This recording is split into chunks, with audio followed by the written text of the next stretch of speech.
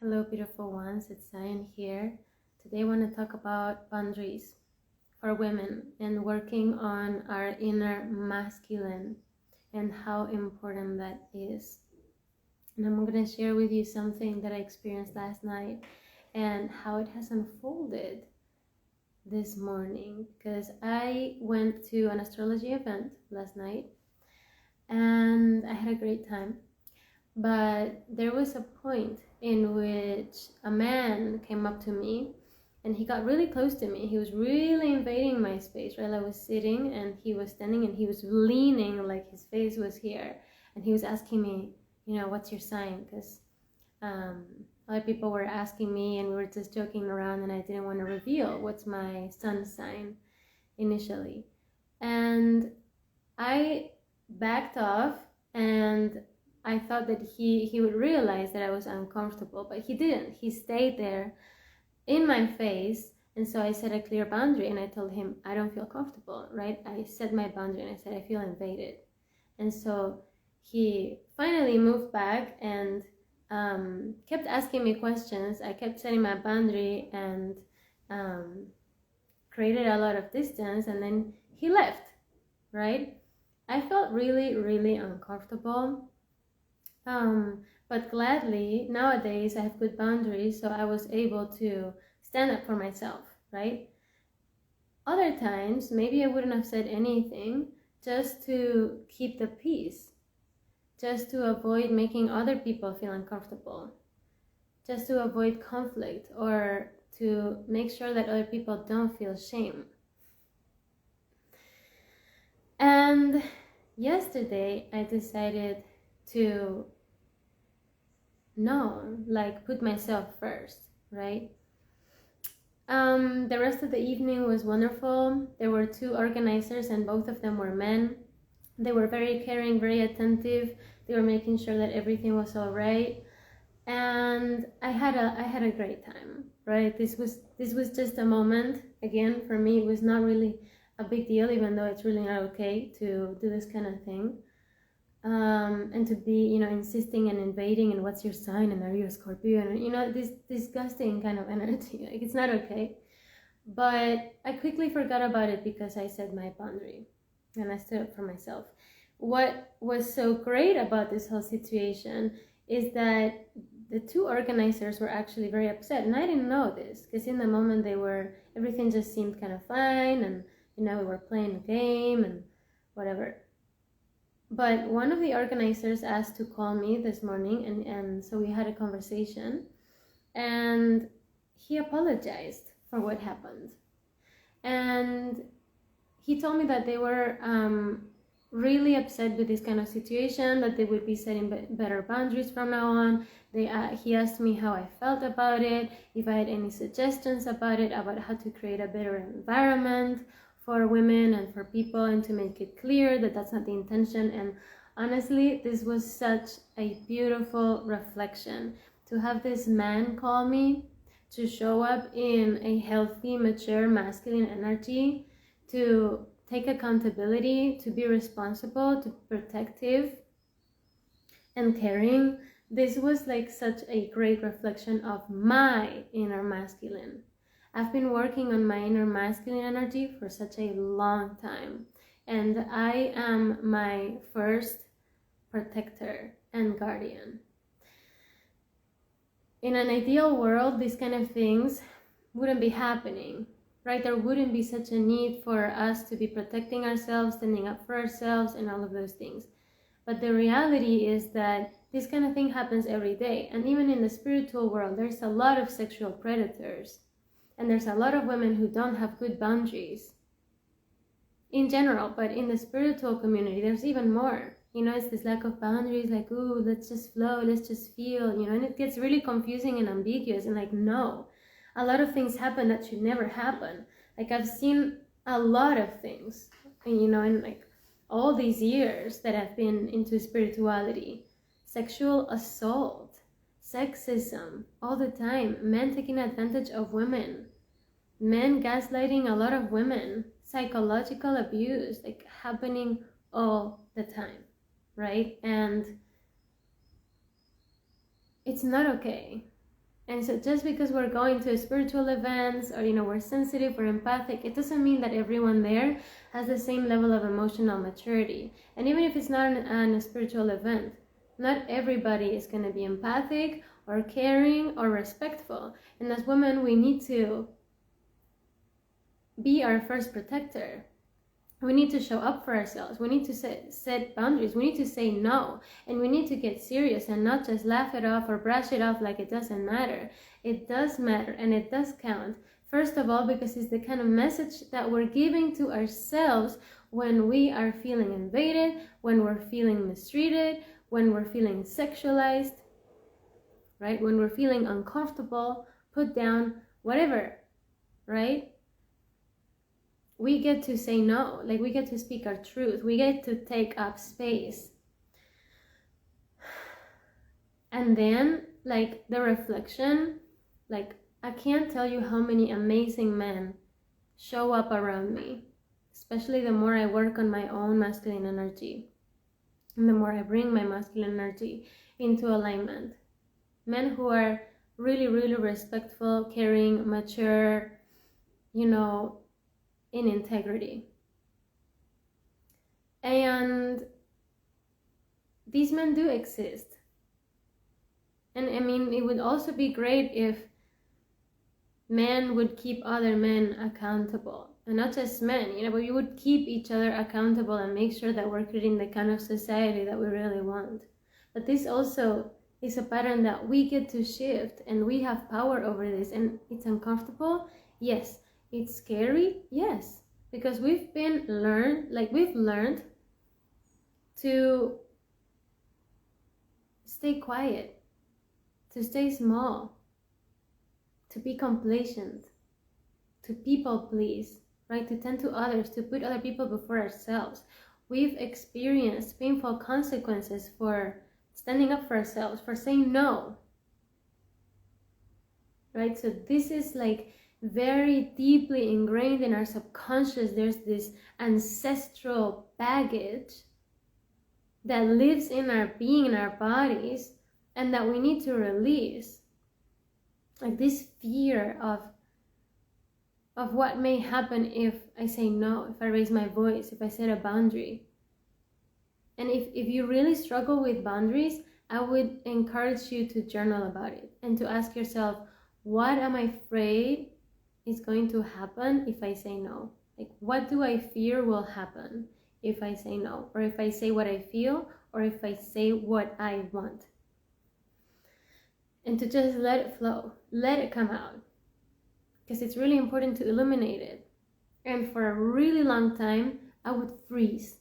In this kind of situation, I would freeze. Or if someone was taking advantage of me sexually, which has happened, unfortunately, or has invaded my space, or has taken advantage of me in any way, or made me feel uncomfortable, or have abused me psychologically, I've frozen so many times. I felt blocked a lot of times, and I couldn't speak up for myself. I couldn't stand up for myself. It was like this visceral reaction in my body. Why? Because we come from such a long history of abuse in which and repression, in which we have not been allowed to stand up for ourselves, and in which other people haven't stood up for us, right? And this is heavy. Like, this is a heavy wound of the collective feminine. Not only that, I also experienced different kinds of abuse as a child and mistreatment. So this was deeply ingrained in my subconscious. And was it easy to change this? Hell no. It was really hard. But nowadays, I feel so confident in myself, and I have so much trust in myself because I consistently show up for myself, even if it's uncomfortable. And what's interesting is, as I shared, a lot of times the result is really beautiful.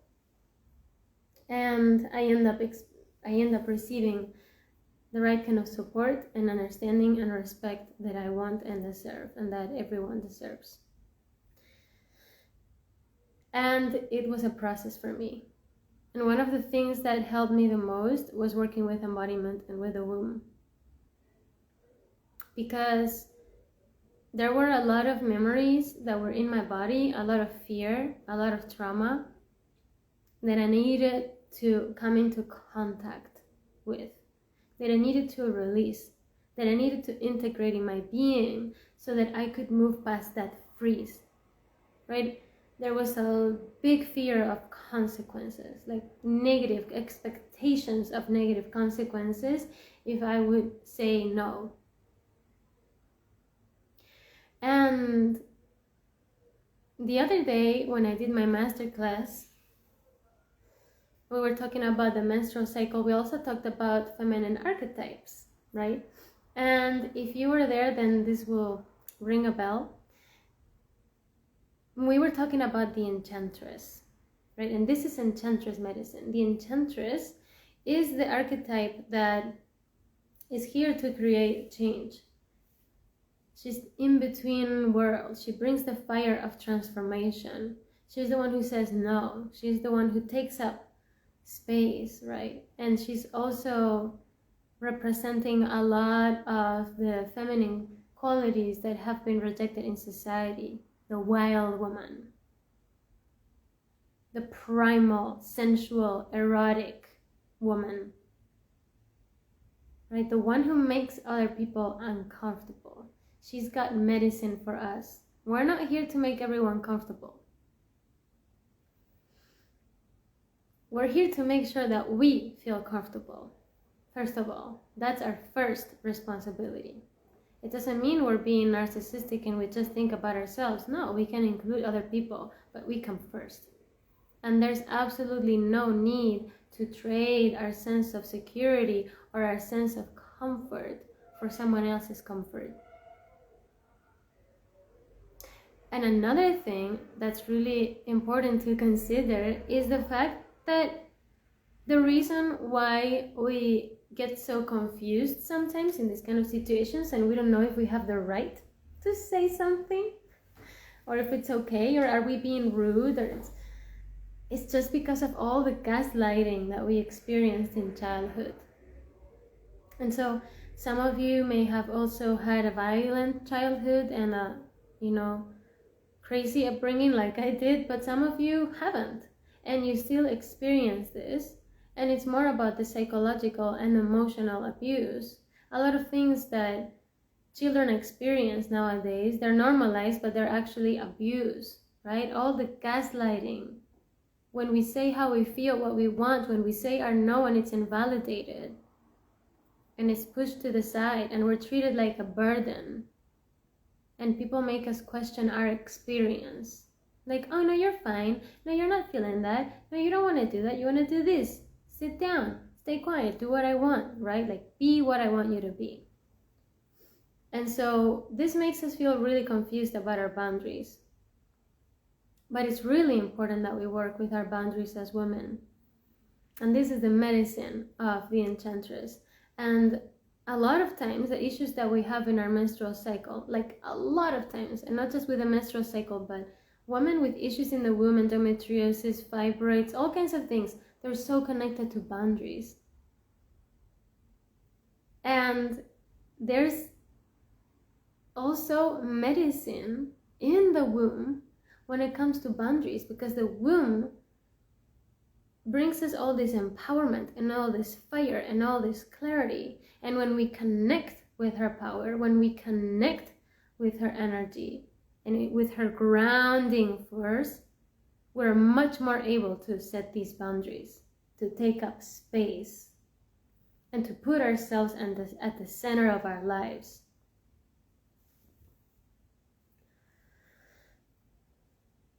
And this is one of the reasons why it's so important that we connect with the womb, because it's one of the most important parts of our body and our being. And not just the physical womb, but the energetic womb. It's very powerful. It's full of personal truth and empowerment. So even if you don't have any issues with your cycle or your womb or anything, connecting with her is going to bring you so much medicine, so much confidence. It's going to make you feel a lot of trust in yourself, really grounded, secure, and connected to yourself and your power. And this is what I want for women. I want you to feel connected to your power. I want you to feel like you can set boundaries confidently. I want you to know that you are safe, that you've got you first. I want you to feel entitled to your yes and your no, and not guilty, and not ashamed, and not scared. Because that does not belong in our lives, it does not belong in our wombs, and it does not belong in our being in any way. Right? And we get to have the kind of relationships and interactions that we want. And I have this conversation a lot because even in personal relationships, women who are dating someone or who are married, or whatever, and they still struggle to set certain boundaries in situations where they feel disrespected sexually, and they disrespect themselves sexually or emotionally or psychologically. And it's about time that we stop doing that. And it's about time that we realize that we don't need to negotiate around our boundaries or with any part of ourselves. We don't need to sacrifice any part of ourselves. And there's this rage that is medicine. It's sacred rage. And if you tap into it, great. Use it. Let it be fire. Let it be fuel to transmute any old repression that may be keeping you small and scared. And if you want support with this and you want to bring it into your body, let me know. Because this is literally one of my favorite things to do. Working with this, with the fire medicine of the enchantress, with earth, connecting with your body, and feeling that deep anchor within yourself.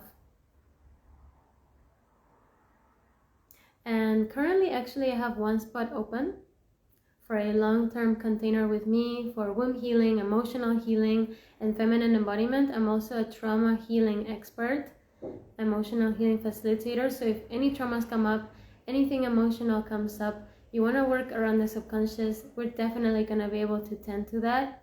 And this container that I have, it's either for 3 months or 6 months. And you get either weekly or bi-weekly sessions with me. My sessions are very deep and sometimes quite long, around 2 hours long.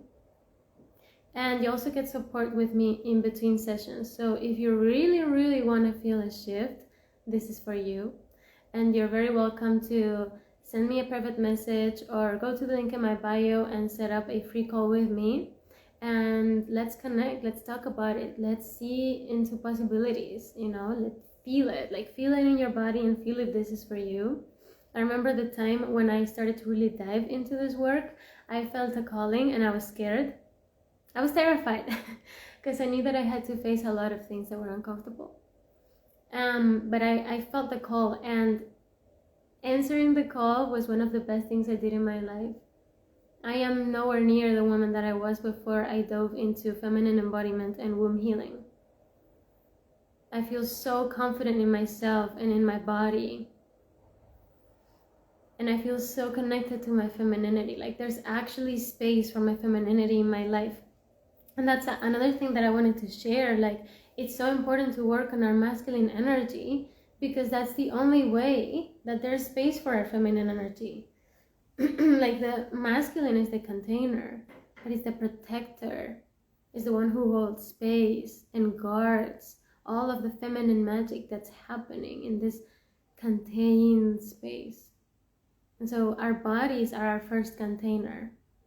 We need to be able to create these containers, these boundaries, this presence, this groundedness, this earth in our bodies, so that we really feel free and safe to express ourselves in our femininity, in our sensuality, so we can drop into our softness, tap into our intuition, into our feelings, into our magic. And it doesn't just work to think it. We have to really embody it. We have to bring it into this matter, right? Like there's things that go way beyond the mind. All of our primal memories and programming, it lives in the body. And it's really powerful to work with this medicine that lives in our bodies, our body wisdom. And that's exactly what I would love to support you with. So if you are feeling called to dive into this, let me know. And I'm really looking forward to connect with you. Let me know in the comments how this message resonates, what it brings up for you,